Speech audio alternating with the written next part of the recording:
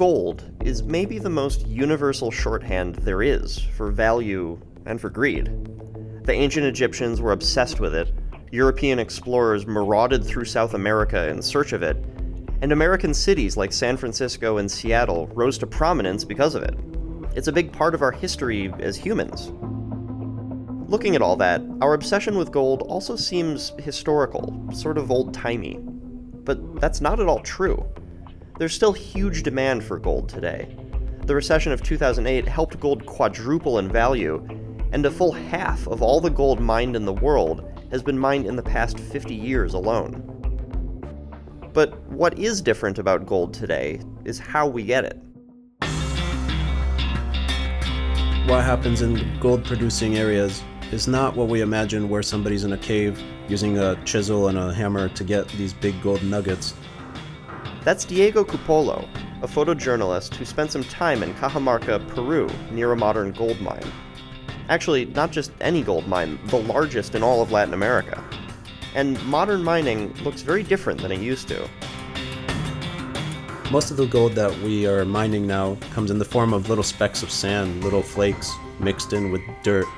So basically, a lot of these companies are using open pit mines to grab as much dirt as possible, and then they process it with different chemicals, including cyanide, mercury, arsenic. Basically a laundry list of all the things you want to keep far away from people. But the mining process creates a lot of wastewater laced with those pollutants. And up in the Andes Mountains, the water doesn't stay put.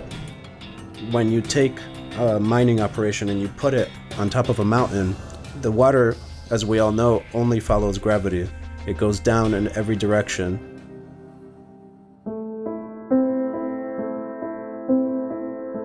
And therein lies the problem.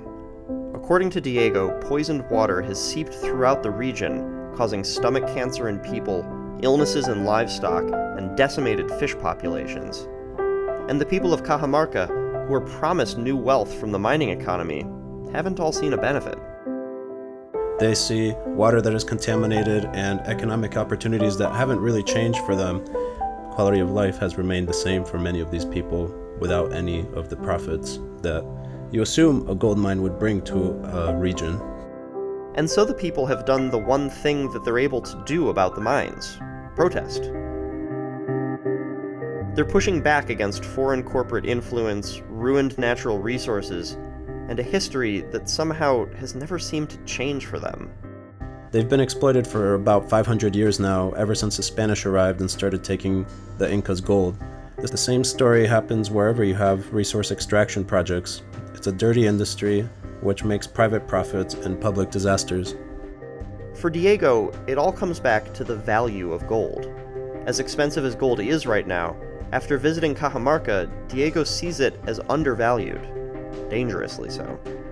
I realized that gold is cheap because we pay through it through the lives of people who live in gold-producing areas, through the lives of people that live in Cajamarca or any region in the world.